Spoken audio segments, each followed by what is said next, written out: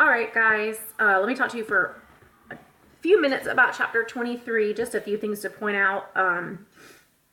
This time in the last couple of lectures, I'm just doing the screen and no webcam. I can't come up with anything funny to do this time. I'm just trying to get it done quick.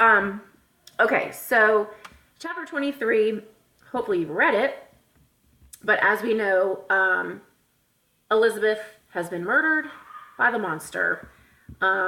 We know that Victor made a grave mistake to leave her alone for a little bit while he walked around and checked out the honeymoon, the place where they were staying for their honeymoon.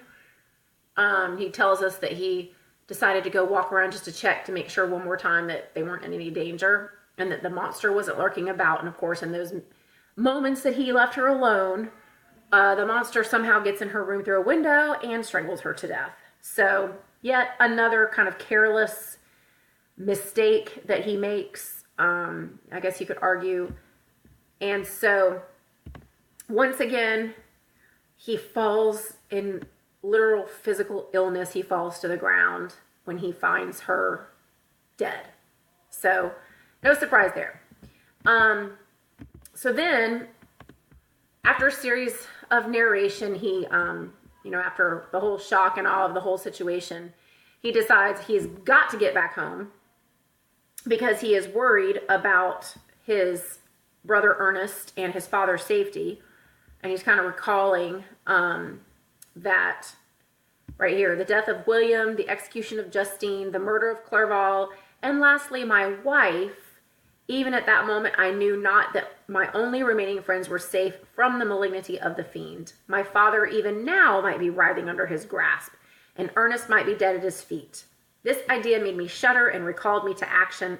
I started up and resolved to return to Geneva with all possible speed. So, now it's like, oh, let me go do something.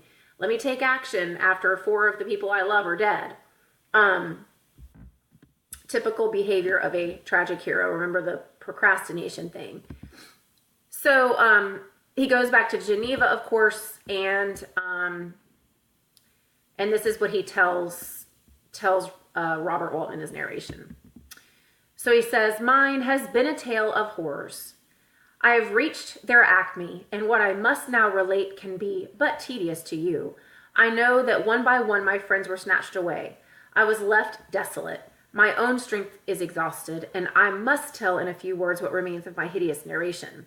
I arrived at Geneva. My father and Ernest yet lived, but the former, meaning his father, sunk under the tidings that I bore. I see him now, excellent and venerable old man. His eyes wandered in vacancy, for they had lost their charm and their delight. His Elizabeth, his more than daughter, whom he doted on with all that affection which a man feels, who in the decline of life, having few affections, clings more earnestly to those that remain. Cursed be the fiend that brought misery on his gray hairs and doomed him to waste and wretchedness. He could not live under the horrors that were accumulated around him. The springs of existence suddenly gave way. He was unable to rise from his bed, and in a few days he died in my arms." So his father literally dies from grief when he finds out that Elizabeth has been murdered. And remember, at this point, his father doesn't have a clue. No one does still about what he has been involved with. So his father dies just obviously not knowing how she died or who killed her or whatever.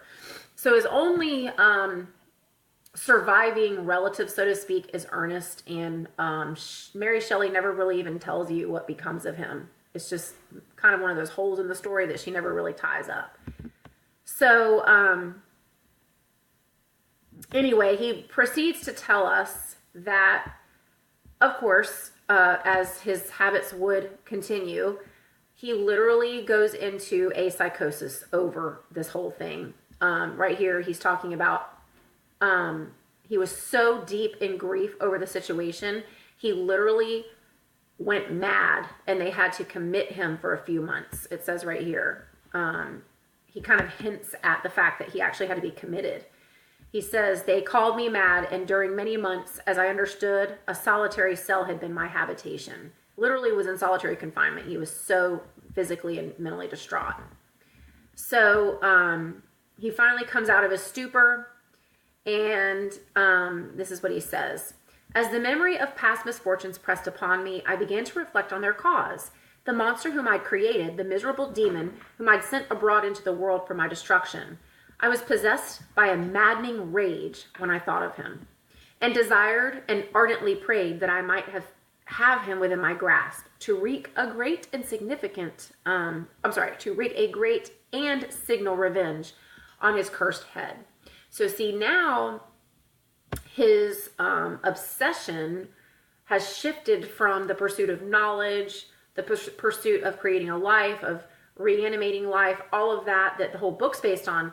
His obsession and passion has now shifted to revenge, to one of revenge. And that becomes his sole purpose for living, that he tells Robert Walton. I knew the destroyer of my family, and that I required him to exert his whole authority for the apprehension of the murderer. Oh, I'm sorry. I skipped ahead.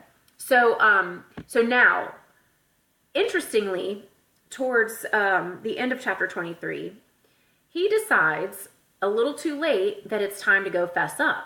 So he goes to the magistrate and he confesses everything. And the magistrate's reception of this whole story is kind of ironic. So he says, I knew the destroyer of my family, and that I required him to exert his whole authority for the apprehension of the murderer. The magistrate listened to me with attention and kindness.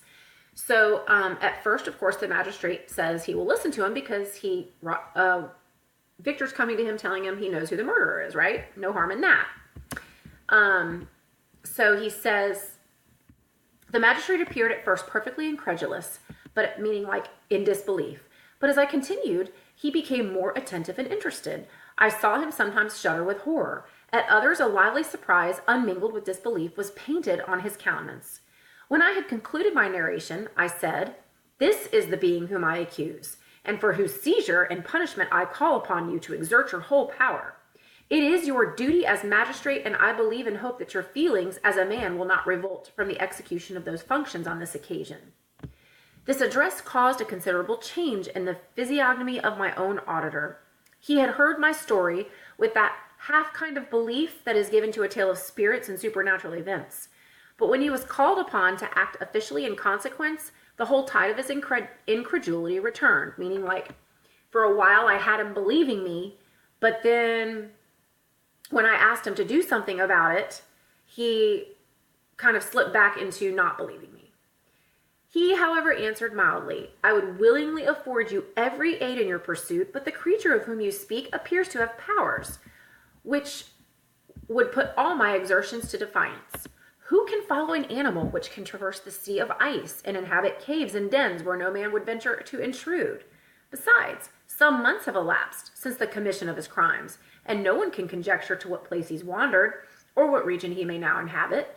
So the guy's like, listen, this guy, if what you're telling me is true, this guy's way too powerful for us. If he can do the things he can do, and he's probably long gone now, so what's the point in wasting our resources and putting people in danger? Just kind of chalk it up to that it's probably disappeared. So of course, this upsets Victor, and he continues to try to convince him. So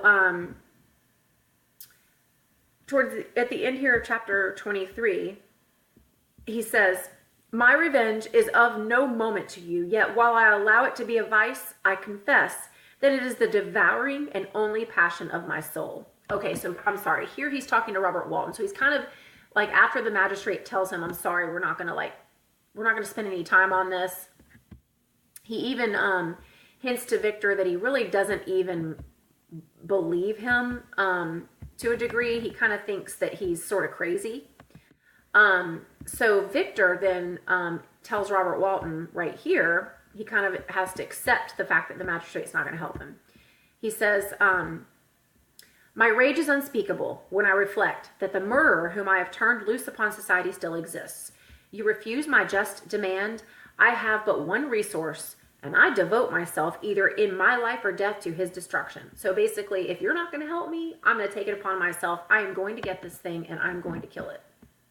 So if I have to die doing it.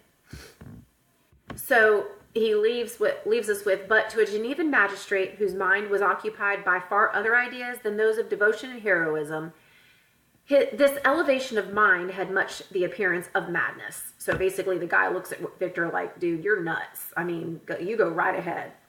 He endeavored to soothe me as a nurse does a child and reverted to my tale as the effects of delirium. So kind of implies to Victor, I think you're a little crazy here, dude. And then the irony here is at the end of the chapter, Victor says, man, how ignorant art thou! In thy pride of wisdom, cease. You know not what it is you say. So he's saying to the magistrate, how ignorant are you in your pride of your wisdom? Stop. You know not what you are saying. So the irony here is he's calling the magistrate ignorant and being too prideful, thinking like he knows better and he knows that Victor's just going mad or this he's some crazy guy, whatever. But the irony is now it's like Victor is having to eat his own words and reap what he has sown. His own ignorance and pride of wisdom is what has got him here to begin with. And that's kind of the whole irony that this chapter leaves you with. So that's it for chapter 23.